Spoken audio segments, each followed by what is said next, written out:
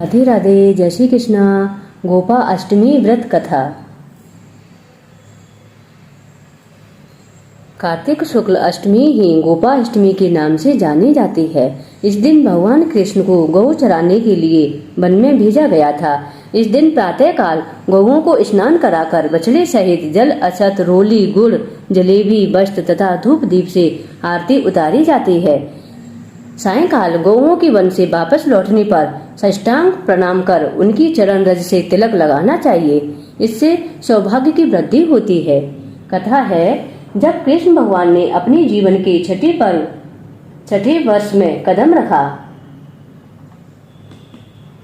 तब वे अपनी मैया यशोदा से जिद करने लगे कि वे अब बड़े हो गए हैं और बछड़े को चराने के बजाय वे गैया चराना चाहते हैं। उनकी हट के आगे मैया को हार माननी पड़ी और मैया ने उन्हें अपने पिता नंद बाबा के पास इसकी आज्ञा लेने भेज दिया।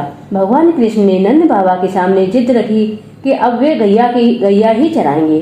नंद बाबा ने गैया चराने के लिए पंडित महाराज जी को मुहूर्त निकालने का कह दिया। पंडित बाबू ने पूरा पंचांग देख लिया और बड़े अचरज में आकर कहा कि अभी इसी समय के अलावा कोई शेष मुहूर्त नहीं है। अगले बरस तक शायद भगवान की इच्छा के आगे कोई मुहूर्त क्या था।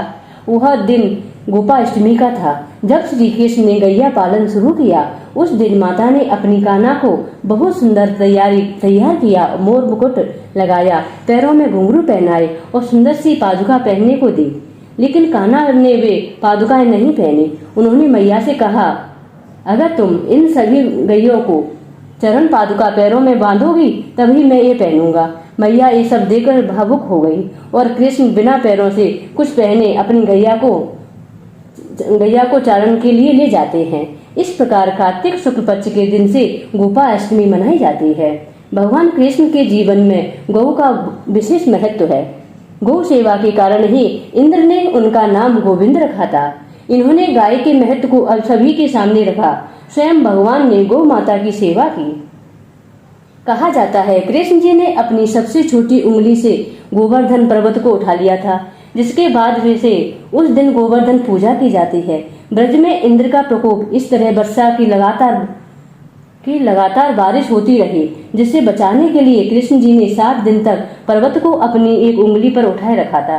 गोपाष्टमी के दिन ही भगवान इंद्र ने अपनी हार स्वीकार की थी, जिसके बाद श्री कृष्ण ने गोवर्धन पर्वत नीचे रखा था।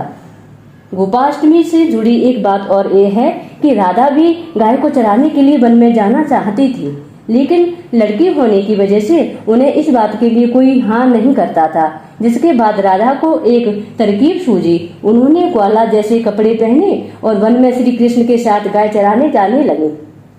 कृष्ण जी के हर मंदिर में इस दिन विशेष आयोजन होता है।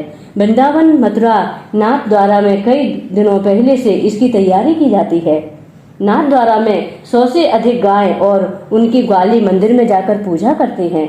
गायों को बहुत सुंदर ढंग से सजाया जाता है।